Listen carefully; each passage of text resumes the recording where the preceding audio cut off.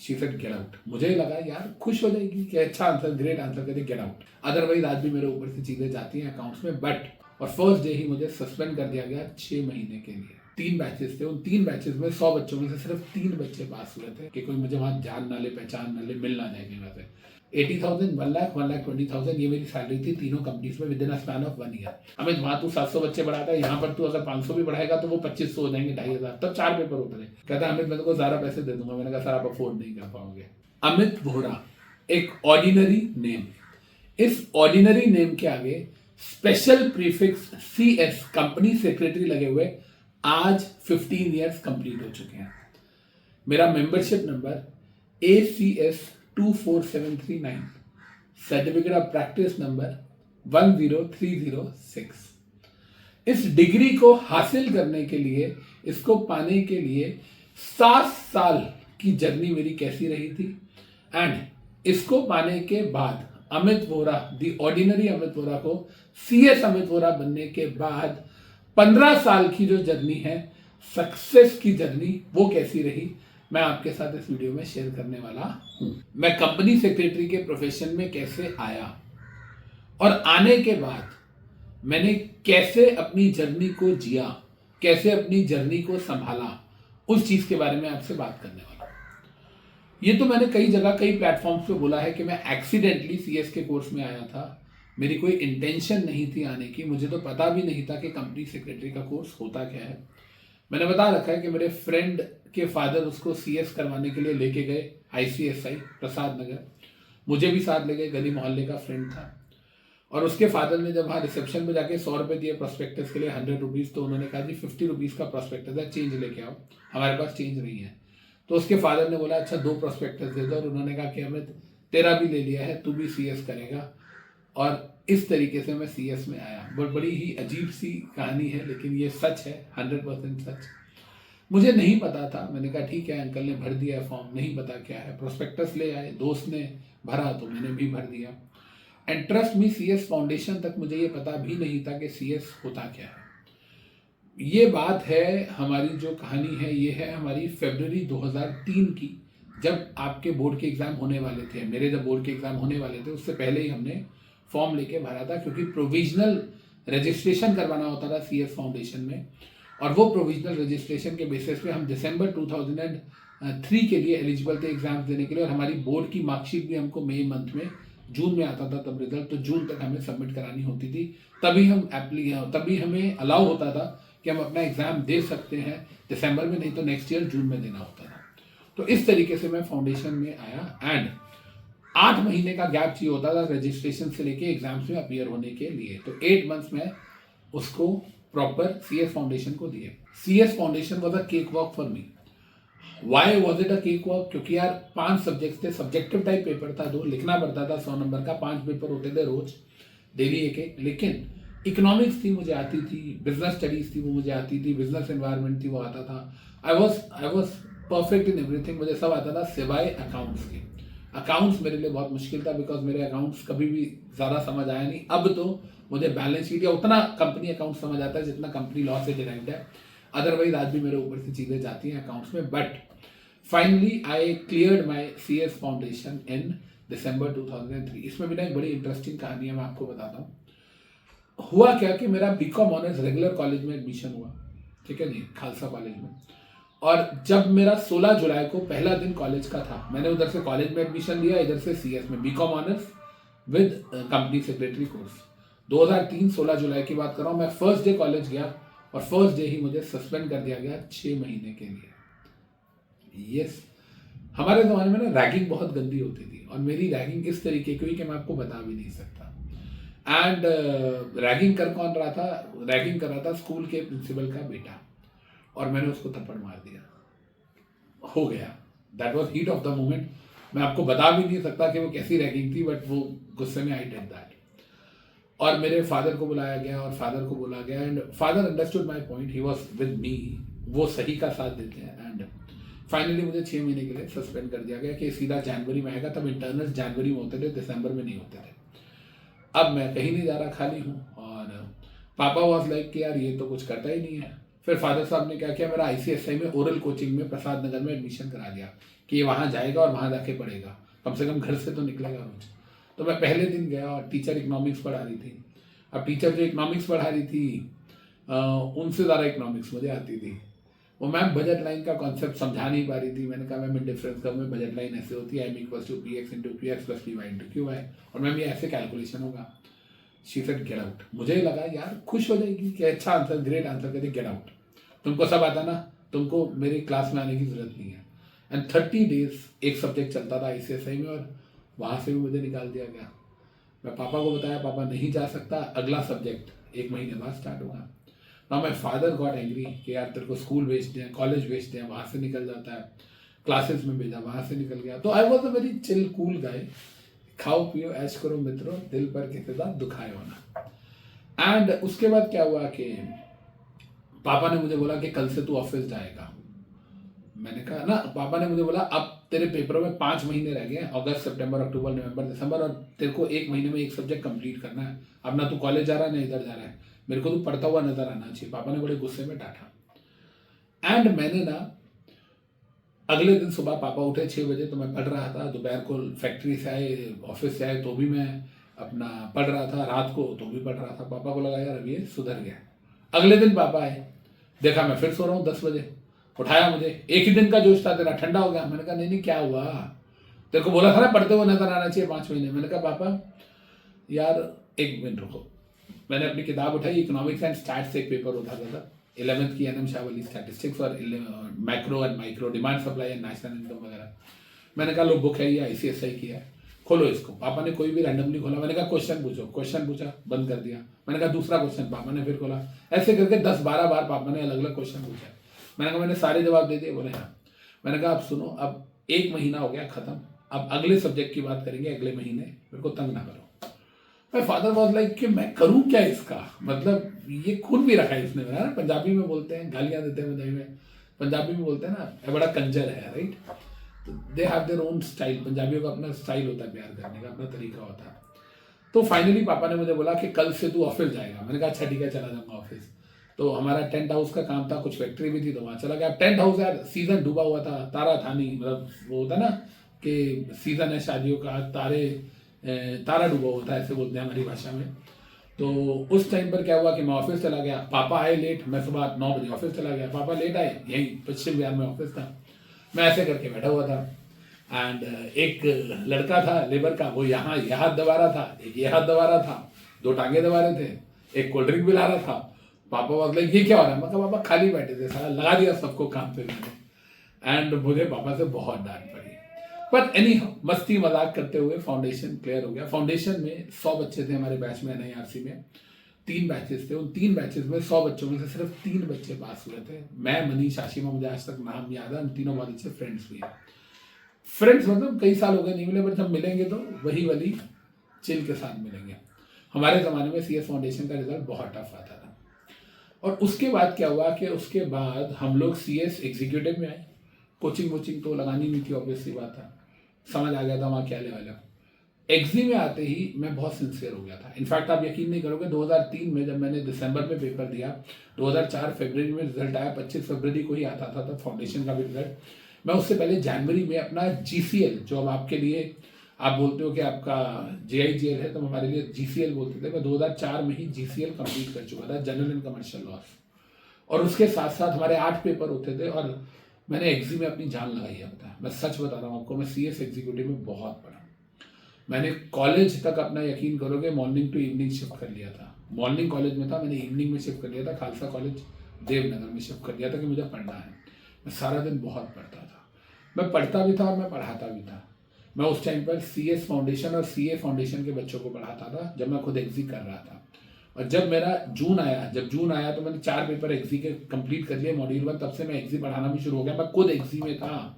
जनकपुरी में यहाँ पर एक सेंटर था जहाँ पर मैं पढ़ाता था और उसको मैंने बोला था कि मैं प्रोफेशनल का बंदा हूँ, मैं प्रोफेशनल हूँ, CS फाइनल में हूँ। उसको मैंने ये बोला था और उसने बच्चों को बोला था कि सर कंपनी सेक्रेटरी हैं। तो उसने बच्चे को बोला ये सर CS है। मैंने बोला कि मैं फाइनल में हूँ, जबकि मैं खुद एग्जी कर रहा था। और उस टाइम पर मैंने बच्चों को, जब दिल्ली के बच्चों को पढ़ाया तो मैं सेंटर हरियाणा पलवल का भरता था कि कोई मुझे वहाँ जान ना ले, पहचान ना ले, मिल ना जाए कहीं से। तो वो मेरे लिए बहुत टर्निंग पॉइंट था, क्योंकि मुझे एज एन एजुकेटर पढ़ाना था।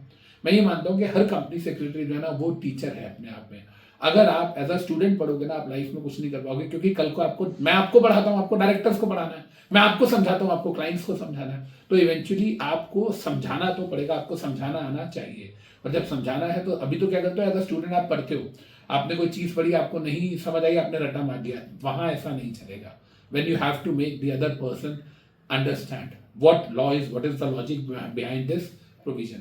तो मेरी जो जर्नी थी वो ये थी कि मैं बहुत पढ़ता था, क्योंकि मुझे पढ़ाना है। मैं कॉलेज भी नहीं जाता था, मैं कहीं नहीं जाता था, मैं एक एक हफ्ता अपने घर पे छत से नीचे नहीं उतरता था। हमारे छत पे एक कमरा था, जिसे हम एटिक, इंग्लिश में एटिक बोलते हैं, वहीं पर वो अपना 2 BHK कह लो बना हुआ था। एक में मेरी किताबें और सामान होता था, एक में मैं सोता था। इतनी किताबें थी कि वो एक में पूरी भी नहीं आती थी रूम में।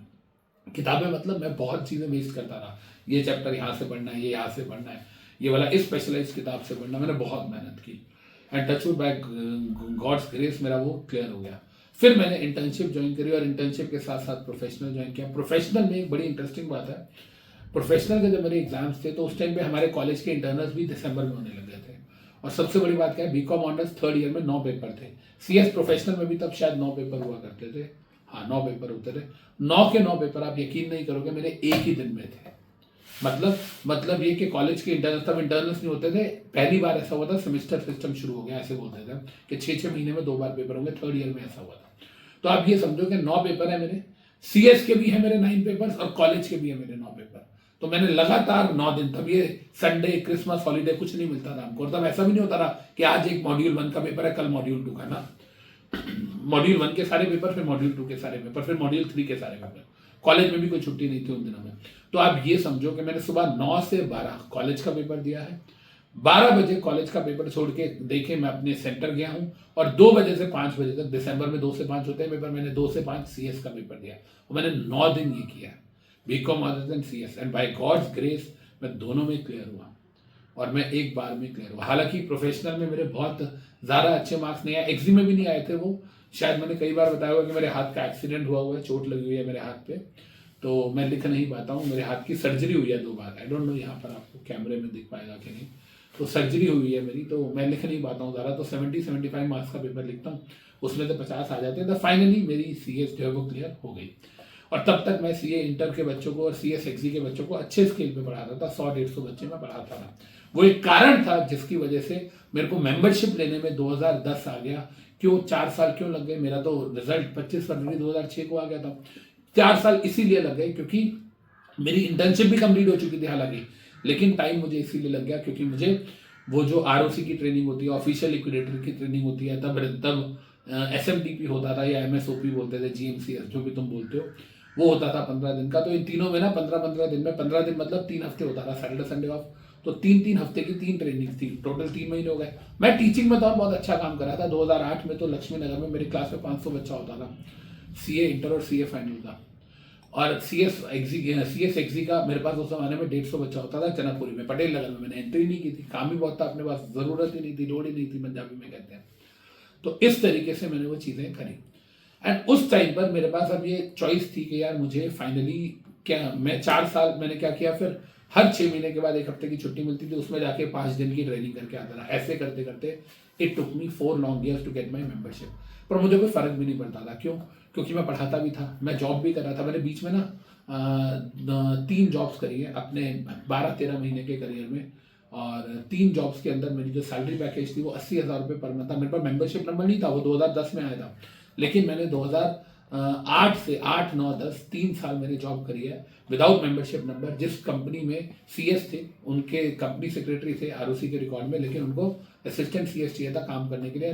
मेरी salary was quite good, 80,000, 1 lakh, 1,20,000 ये मेरी सैलरी थी तीनों कंपनीज में with in a span of 1 year.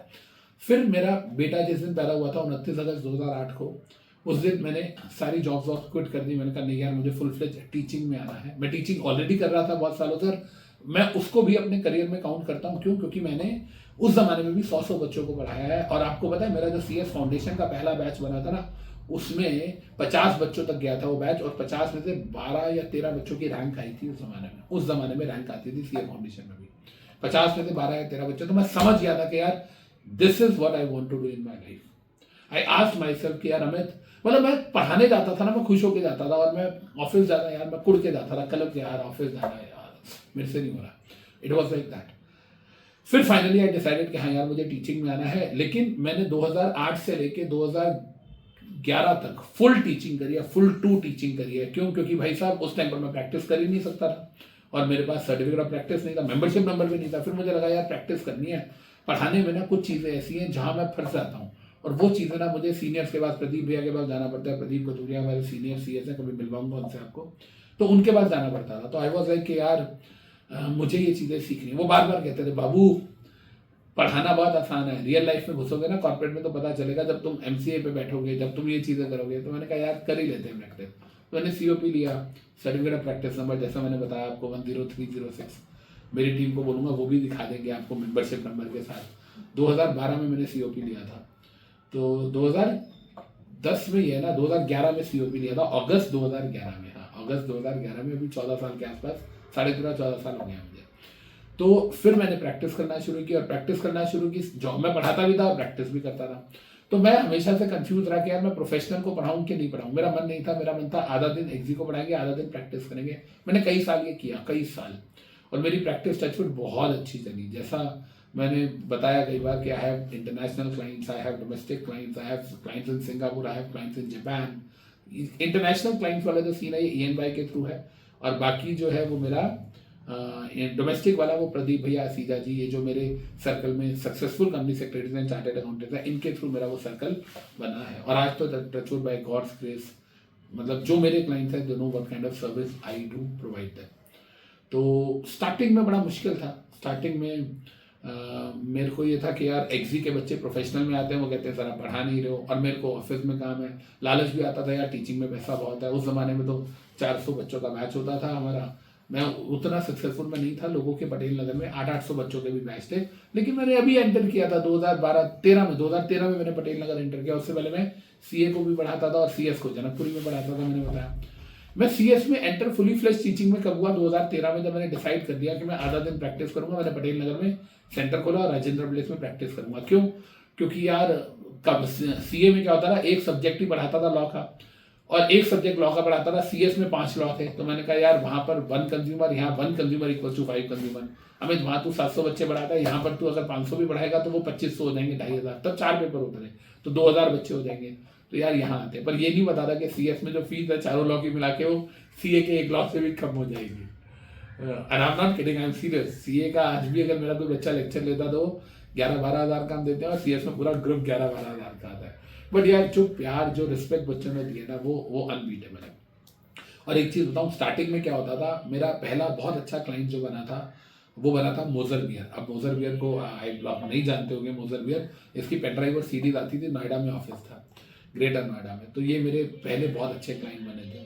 मतलब मैं डायरेक्टर्स के साथ मीटिंग्स पे जाता था. जेटा करके एक गाड़ी आई थी उस ज़माने में, जेटा ही थी, नहीं जेटा नहीं थी, पसाट वॉज अ कार. जो डायरेक्टर मेरे साथ बैठा और मुझे बोलता है कि हमें चला मीटिंग करनी है तेरे से, और चल गाड़ी है, मैंने नई गाड़ी ली है, चल चलते हैं. पसाट तब वो सेल्फ पार्किंग वाली गाड़ी थी कि यार बटन दबाओ अपने आप पार्क हो जाते हैं. I got fascinated. कितने की है सर? 33 लाख में. यार पता नहीं मैं कब ले पाऊंगा.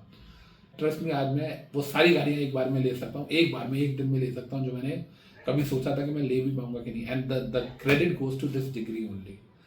मैंने ना CS में, अगर आप मेरे से पूछोगे कि अमित सर आपने मेहनत कब की है, पढ़ाई की मेहनत कब की है, मैंने एक्जी में जान लगाई है. प्रोफेशनल में उतनी जान नहीं थी, क्योंकि इतना कंटेंट, उतना दम ही नहीं है प्रोफेशनल के कांटेक्ट में. बहुत आसान होता है, अगर आपका एक्जी बहुत स्ट्रांग है ना, प्रोफेशनल यूँ निकलता है मक्खन. तो प्रोफेशनल में मैंने जान बहुत लगाई थी, लेकिन पढ़ाई में नहीं. प्रोफेशनल में क्या था, मैं पढ़ाता भी था बहुत ज़्यादा. ऊपर से मैं क्या कर रहा था, प्रोफेशनल में मेरा कॉलेज भी था, उसके अलावा मैं यहाँ भी था, तो मैं बड़ा ऑक्यूपाइड था. ट्रेनिंग भी चल रही थी मेरी, समझ रहे हो. रेगुलर कॉलेज भी था, प्रोफेशनल का भी पढ़ना है, ट्रेनिंग भी चल रही है, पढ़ाता भी हूँ. इन चारों एंगल्स में मैं 20 घंटे ऑक्यूपाइड था. सोता तो मैं शुरू से ही वो 3-4 घंटे था. तो मैंने उस एंगल में बहुत मेहनत किया, लेकिन पढ़ाई मैंने एक्जी में करी है, बहुत पढ़ाई की.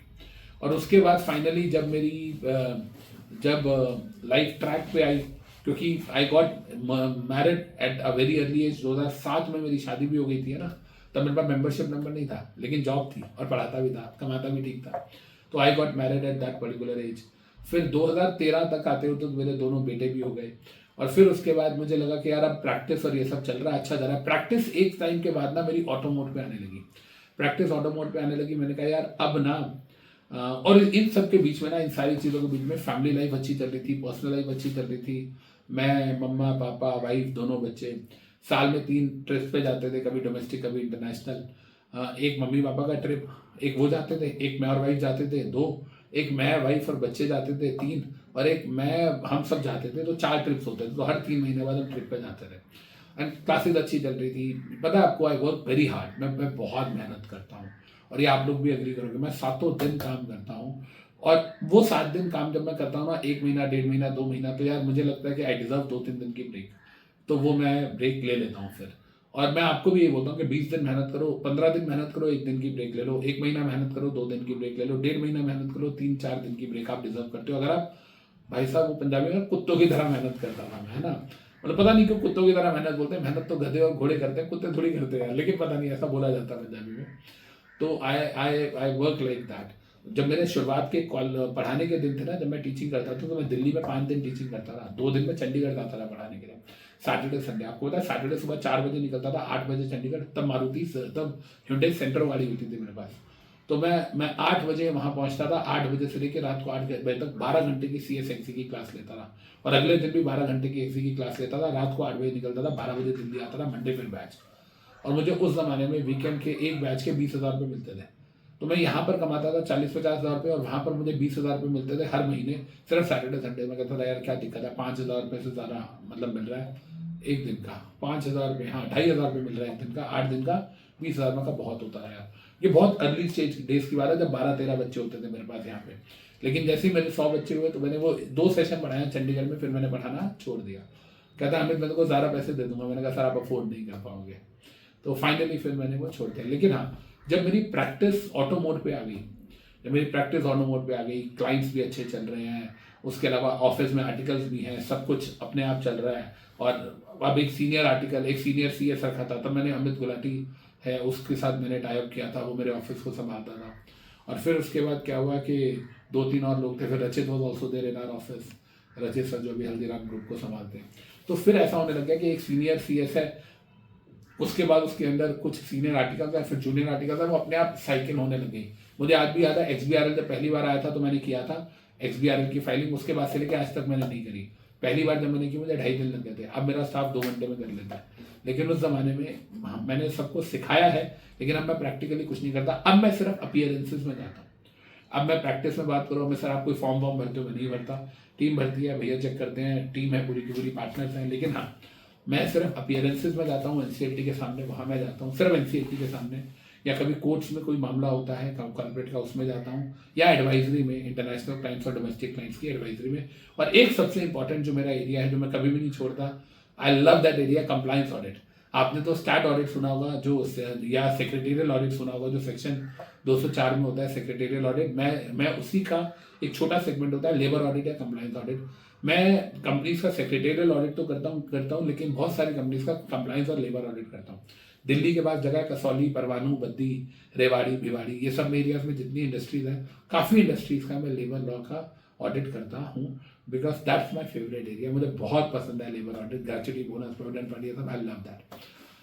तो प्रैक्टिस मैंने आपको बता दी। हाँ, कई बार कुछ बच्चे ये जानना चाहते हैं मेरे से, Q&A सेशन में भी पूछते हैं, हालांकि मैंने वो क्वेश्चन उसमें नहीं डाला था, कि सर आप इतना घूमते हो, तो आप ये बताएंगे सर कि आप कितनी कंट्रीज ट्रैवल कर चुके हो। दो इट्स अ पर्सनल थिंग, लेकिन हाँ, ICSI की डिग्री की वजह से, इस कंपनी सेक्रेटरी कोर्स की वजह से, इस रिकग्निशन की वजह से, ट्रस्ट मी, जब मैं वो CS की टाई पहनता हूँ ना, मुझे बड़ा अच्छा लगता है। I have travelled more than around 25-26 countries, exact number याद नहीं है, लेकिन हाँ 25-26 कंट्रीज घूम चुका हूँ। ज़्यादा ही घूम चुका हूँ शायद, maybe 31-32, not more than that. बीच में काफ़ी टाइम मेरे को समय ही नहीं मिला था, फिर कोविड के बाद भी कई साल नहीं गए। और मुझे आज भी एक इंसिडेंस याद है, मैं आपको बताता हूँ। आई कीप ऑन सेइंग ना कि कभी स्विट्ज़रलैंड जाओ, और स्विट्ज़रलैंड में माउंट जंगफ्राउ पे जाओ, और वहाँ पर बैठ के 1,700 रुपये की कॉफ़ी पियो अपने पूरे परिवार के साथ, 10,000 रुपये की एक कॉफ़ी और सैंडविच मिला के 20,000 रुपये। It's not about money, it's about satisfaction which you get, the kind of सेटाइटी बोलते हैं ना, सेटिस्फैक्शन है, लॉ ऑफ सेटाइटी, वो बहुत मिलती है। और I love roaming around the world, मुझे पसंद है। और 2012 का इंसिडेंस बताता हूँ। छोटा बेटा पैदा नहीं हुआ था, बड़ा बेटा was there and we were there in Alaska. Alaska में क्रूज में थे एंड 11 दिन का क्रूज था वो, कनाडा से अलास्का का था। और basically it was from Vancouver to Alaska. शायद जो बच्चे उस एरिया के बारे में थोड़ा जानते हैं ज्योग्राफी, वो समझ पाएंगे। I was there on the cruise, बर्फ़ है पूरी एंड इन लोगों का ड्रीम हॉलीडे होता है। शायद 11 दिन में तकरीबन हमारे 18-1 लाख रुपए खर्च हुए होंगे, उस ज़माने की बात कर रहा हूँ मैं। और माई मॉम वॉज लाइक कि यहाँ सब इन्जॉय कर रहे हैं और तू अभी भी पढ़ रहा है, थोड़ा छोड़ देना 2-4 दिन। तो मैंने कहा नहीं मॉम, वो पॉसिबल नहीं है, बिकॉज जिस दिन मैंने ये छोड़ दिया ना, उस दिन आपकी सबकी अय्याशी बंद हो जाएगी। मैं आज भी डेली 4 घंटे पढ़ता ही पढ़ता हूँ, बाय हार्ट पढ़ता हूँ। मैं दुनिया के किसी भी कोने में हूँ, मेरा बर्थडे हो, एनिवर्सरी हो, आपकी क्लासेस हो, मैं क्लाइंट्स के साथ हूँ, मैं सिडनी में हूँ, अब जैसे कल मुझे पंजाब जाना है, मैं कहीं भी हूँ, कहीं भी मैं हमेशा ही मैं पढ़ता जरूर हूँ 4 घंटे। 2 घंटे फैमिली के सोने से पहले, 2 घंटे सोने के बाद। एक आम आदमी 8 घंटे सोता है, मैं 3-4 घंटे सोता हूँ, तो मेरे को वो स्लॉट मिल जाता है। और क्योंकि सोना वर्सेस पढ़ाई में ना, मेरी पढ़ाई हमेशा जीत जाती है। तो एक रीज़न है कि आई हेट स्लीपिंग 3-4 घंटे से ज़्यादा, मुझे नींद ही नहीं आती है। और आती नहीं है तो मैं सोचता हूँ यार आई नीड टू स्टडी। तो बस ये मेरी कहानी थी और आज भी स्ट्रगल कर रहा हूँ, मेहनत कर रहा हूँ। आपको जैसे अपना करियर बनाना है, मुझे अपना करियर ग्रो करना है। And I love being a company secretary, proud company secretary. चाहे आज मेरे जितने भी मल्टीपल बिजनेसेस हों, चाहे स्टार्टअप्स में इन्वेस्टमेंट्स हो, चाहे कंस्ट्रक्शन बिजनेसेस में फ्रेंड्स के साथ हो, या रेंटल इनकम्स हो, प्रॉपर्टीज हो, ये सब कुछ मैं पा पाया, अचीव कर पाया सिर्फ और सिर्फ कंपनी सेक्रेटरी की वजह से। आज के टाइम में आपको लगता है ना यार ये बंदा रोज ही तो आता है क्लास में पढ़ाने, है ना। आप लोग मुझे किसी भी चीज़ के लिए कभी भी एक्सेसिबल हूँ मैं, राइट। लेकिन कभी कॉर्पोरेट में मेरे को मिलोगे ना, तो मेरे ऑफिस में मिलने के लिए या किसी भी ENY के ऑफिस में मिलने के लिए हो सकता है आपको 3 से 5 घंटे, आधा दिन वेट करनी पड़े कि सर मीटिंग में है। लेकिन वो मेरा अदर साइड है, वो मेरा प्रोफेशनल साइड है। As a teacher, as an educator, मैं आपके लिए अमित वोरा सर हूँ, आपका बड़ा भाई हूँ, आपका फादर फिगर हूँ। And I love being with you guys. I just love this degree. I love this profession. I love ICSI and I love you guys as well. मतलब मैं जितना प्यार शायद तुमसे करता हूँ, उतना ही अपने बच्चों से भी करता हूँ। मेरे बेटे के कुछ बहुत अच्छे मार्क्स आए थे 10th में, शायद 95% के आसपास आए। वो जहाँ कोचिंग जाता है, सामने मेरी फ्रेंड का इंस्टीट्यूट है और उसकी फ़ोटो भी लगी है, वो बाहरी रोड पे, बोर्ड पे। वो देख के मुझे खुशी हुई, लेकिन वो नहीं जो आप लोगों की रैंक देख के होती है। और मैं आपको एक चीज़ बता दूं, ये कंपनी सेक्रेटरी के प्रोफेशन ने ना मुझे सब कुछ दिया सिवाय एक चीज़ के। सचिन तेंदुलकर साहब को कितने साल का एक्सपीरियंस हुआ था, नहीं हुआ लाइक यार वर्ल्ड कप इतने खेले हैं, जीते नहीं कभी। 2011 में उनका वो ड्रीम पूरा हुआ था। मेरा बस एक ड्रीम है जिसके लिए मैं जी रहा हूँ। कोई ऐसा टाइम, कोई ऐसा अटेम्प्ट, एक ऐसा अटेम्प्ट आ जाए। मेरे को 21 साल हो गया पढ़ाते हुए, मैंने 42 अटेम्प्ट देखे हैं। मैं एक अटेम्प्ट की वेट कर रहा हूँ जब CS एग्जी की सारी रैंक्स हमारी हो, सारी। चाहे वो बच्चा हमारे प्लस बैच से बड़ा हो, चाहे वो यूट्यूब से बड़ा हो, स्पेशल क्लास से बड़ा हो, लेकिन वो सारी रैंक्स हमारी हो। हर बच्चा बोले कि सर मैं आपसे पढ़ के पास हुआ। चाहे उस बच्चे ने हमसे प्लस क्लास ली है, चाहे वो बच्चा बोले सर मैंने कहीं और ली थी, पैसे वेस्ट हो गए, आपके सारे लेक्चर देखे हैं, आपके LMR देखे हैं। लेकिन वो एक दिन के लिए मैं जी रहा हूँ जब सारे के सारे बच्चे रैंक लाएंगे, और वो रैंक्स जो है सारी की सारी रैंक होल्डर्स वो अमित वोरा सर की है। वो मेरे लिए बेस्ट प्राउड मोमेंट होगा, कंपनी सेक्रेटरी की डिग्री और इस प्रोफेशन से बस एक वो चीज़ मैं मांग रहा हूँ, चाह रहा हूँ। उसके लिए मैं बहुत रात दिन मेहनत कर रहा हूँ और बाकी लाइफ में बहुत बहुत बहुत अच्छा है। बहुत खुश हूँ अपनी लाइफ से, बहुत खुश हूँ ICICI की डिग्री से। भगवान ने मुझे बहुत चीज़ों से नवाजा है। अब बच्चों का प्यार है और कहीं भी जाता हूँ, कोर्ट जाता हूँ, कहीं भी जाता हूँ, मार्केट में कोई मिल जाता है, सर सेल्फी लेनी है, सर आप अमित वोरा सर हो ना। I feel very much proud and blessed. Thank you बच्चे, thank you so much for being such a lovely family. Emotional हो रहा हूँ तो यहीं पर वीडियो को एंड करते हैं। Thank you, love you guys, thank you so much.